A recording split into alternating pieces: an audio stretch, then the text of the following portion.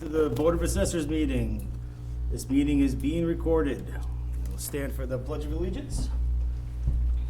I pledge allegiance to the flag of the United States of America and to the republic for which it stands, one nation, under God, indivisible, with liberty and justice for all. Alright. Next up, signing vouchers. I'm gonna let you take over, Joanne. We need to approve, You can't skip Yeah, I that gotta one. skip that. approve the regular meeting minutes from March 21st. Yep, oh, sorry, yep. Second, unanimous? Vote to approve the motor vehicle excise tax abatements month of February in the amount of $10,593.54. Second, unanimous? We have no old business. New business is the letter, but I think we should discuss that in executive session. Yeah. I'm buttoning up the road betterment spreadsheet for Vadar, because we're gonna get the Vadar module to do the betterments, so I no longer have to if somebody wants to pay off early, I don't have to calculate the interest and send the letter, and this is how much you owe. So we're working on that and hoping to get that done for the final billing, for the February bills next year. So Rich and I are working on that. I think we've got it done. We're gonna submit it, and then we're gonna test it. Okay. And then I think Eisenhower Drive is looking for a road betterment too. Yeah, they were talking about that, the planning Yeah, board. there's one woman that seems to be spearheading it. With the Irish lady? What's that? She Irish?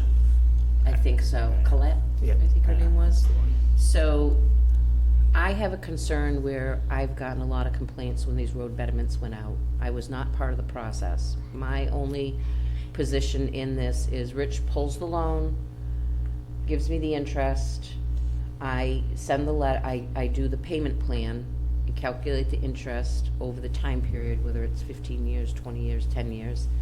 And then I send a letter to them in what's called year zero, when the betterment goes into effect, and I say you have 30 days to pay off the entire betterment without interest. If you don't, then you're gonna be paying on the payment plan. But they can pay off any time within that time, but they'll owe interest.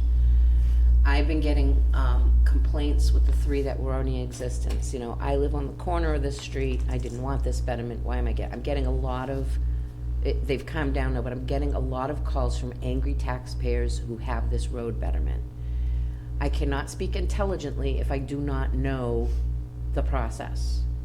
So Aura has asked the interim planner to call a meeting between her, me, the selectman, which would probably be John, MJ, the highway superintendent, and I don't know if Graves Engineering will come in, because he's our engineer that gets the cost.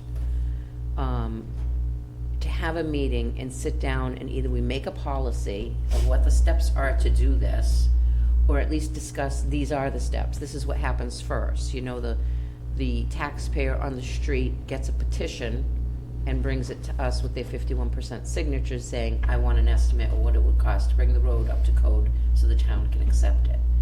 I'm getting asked all these questions, I'm passing them on, and it doesn't seem like anybody knows the exact answer. So I think we need a policy on this, so we're all on the same page. So I don't like it when somebody calls my office to say, I don't know, call this office or this office. If I can answer the question and nip it in the bud, I don't want to be passing them around from department to department. And if I know and it's not a technical answer, I want to be able to answer it. And I think with the taxpayer calls, that's what they're looking for. Yeah. So we're gonna have a meeting. I don't know when yet, but I'm gonna ask if we could just get a policy to say step 1 or step A through Z. And it doesn't have to be detailed. It just has to be like, you know, the taxpayer comes in with the petition. Well, who do they give it to? They give it to the selectmen, I'm assuming. What the selectmen do from there, I suppose, is they get Graves Engineering to come in and get the cost estimate. And then once they get that, then I don't know what happens next. You know, I think it has to go to town meeting, and they have to approve getting this. And it costs us money to have Graves Engineering come up with this cost. And then once it's approved, then I believe Rich pulls the loan. It costs the the betterment money, that'd be built into the betterment. Oh, that's built into the betterment payment? Well, yeah, Oh, or sometimes they'll have, if they have money in the escrow, it's taken out of the escrow to do Okay. the graves part of it, yeah. But it'd be nice to know all the steps to it. Yeah, it's a selectman bylaw, so that 100%, there should be a policy there showing every single thing, that every step of the way. Because the law itself lays it out, but it's And if I'm in the gonna be law. involved, you then know, I'm gonna it's- get the complaint calls, which, Right. don't get me wrong, I'm sure they get the complaint calls too. But I had a gentleman, I think I told you at the last meeting, he's on the corner of a street, and the person that was spearheading it in the neighborhood lived on the street that he was on the corner of, but his front door faced a different street, which is his address. So he said they came around with this letter, and he tore it up in front of them and said, I don't want any part of this, I don't use the road, I'm happy with the way things are. And he thought it was just to get a price estimate, and the next thing you know, he's getting billed for betterment. And that's kind of, you should have a representative of your street that's spearheading this, keeping your neighbors that sign the petition informed of what's going on, because all of a sudden, the road went in, and he's getting billed, and he didn't want any part of it. I did explain to him, you're on the corner, you have an interest in that street. If you decided you want to put a driveway on that street as well as on the street where your house faces, you have the interest in that road to do that. And Eisenhower's the same way. There's 2 houses on the corner of Lyons Road and Eisenhower, and they've been notified. And I don't think anybody but one couple showed up, right, for that Eisenhower meeting? There was one couple, and then The lady that someone's- spearheaded yeah, it. The assessor that was there, Jen or something, that you talked to her, remember? You reached Oh, out to her. Jen Sklar, that's right, Maybe, yeah. She was there, Assessor from- represented her parents. from Milford, her parents live on that street. And that's the only people that showed up for it. Yeah, well, it's a plan, they had it at a planning board meeting, this is a 100% selectmen bylaw, it's all selectmen. The only thing the planning board does is send graves out, and John Ruda can do that too. Yeah, and I talked to the planner, and she said she wasn't sure, and that would Yeah, make she- sense, because she doesn't trigger it, it's triggered from the selectmen, Yeah. so I just want. I'm sure they must have gotten a notification when all of this was occurring, and people just don't pay attention. Oh, the Yeah, they people on the did, yeah, road? the abutters got notified Yeah. to come to an informational, and they didn't come, except for the 2 people, the 2 families, so. Stuff, the people don't wanna go to these meetings, they don't show up. No, Look at our audience is always like this, yep, sitting with the planning board every meeting. so, but they'll be the first to complain.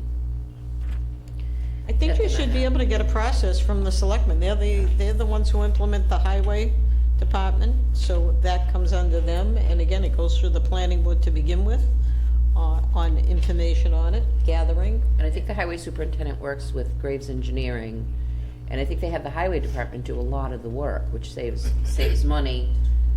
Well, I don't know if the highway does much work, because they're not allowed to, actually. They have to Well, I have thought they were third party. involved in like Tobin doing work over there, or not Tobin, No, it's probably Same contracted Anthony. services, I would think. is it? Oh, I thought they were It has involved. to go out to bid, I know that. Yeah. Well, see, another question we need to know. There you go. There's a lot of questions on the betterment, Yeah, Paula Lane's betterment. and, well, and then I can put the policy in my office for my predecessor, so because these are gonna keep coming up, I think. We have a lot of streets that aren't town accepted, and who knows if, Steve Wautrova put his in, he may wanna keep it private, Yeah. but, if something happens. Said he has to keep it private, so he better be keeping it private. Oh, he has to? That's what he said during the meeting, they can never be presented as Why a not? public, that's my question too, it's like, all you need is 51% of the people on that road to bring that to this betterment process. But if He something says it's in the happens to deeds, so I don't him, know. and he's not in the picture anymore, and these people want the town to take care of it, and he's not gonna take care Well, of again, it. it's not our problem. Right. I directed back to the right source. Let's not take on more than our responsibility on doing this. That's what I'm trying to do with the policy. And again, they need to pay attention. The people that when you get a letter, and you get a certified letter, which they must have gotten for any kind of notification, I would think. I I don't, No, I think they definitely went wasn't door to door certified. to get the signatures, and I. No, but I'm talking about when the town began to act on it. If they held any kind of hearing with the planning board, they got a certified Oh. letter. But it wasn't a public hearing, it wasn't a certified letter, it was just regular mail. Ah, But they did get notified. But it wasn't like anything official either, it was just a informational meeting. Yeah. So it wasn't like, hey, this is, if you don't come here, then you're not gonna be informed, or you're not gonna have a say in what's going on. It's But I just can't stress enough that the person that's spearheading this in the neighborhood, if you're gonna spearhead this, then you need to update your neighbors on what's going on. Yeah. You know, like that one guy on that street, he just thought, I'm not signing the letter, so we're not getting it. So either it wasn't explained to him, and then all of a sudden they did the road and he's getting a betterment, and he had just remodeled his house, he had no money to pay it off. You know, so things could have been different had he been informed of what was going on. So I'm saying that for the public. If you're doing this, keep your neighbors informed, especially Tobin Farm. That's a huge neighborhood. So, okay, that's all I got. Okay. May 9th, is that good for you, Joanne? Next meeting? Okay, let's see, May 9th is good with me. I think I'll be here for that. And I'll let Conrad know. I make a motion to adjourn the public meeting. Second unanimous. Vote to convene into executive session under MGL Chapter 30A, Section 21A7, to comply with or act under the authority of any general or specific law or federal grant in aid requirement. Discussion of applications for tax abatements and/or exemptions, including any necessary votes pursuant to GL 5960 and GL 214-1B as applicable, not to convene into regular session. Joanne Simsack, aye. Dave Bergen, aye.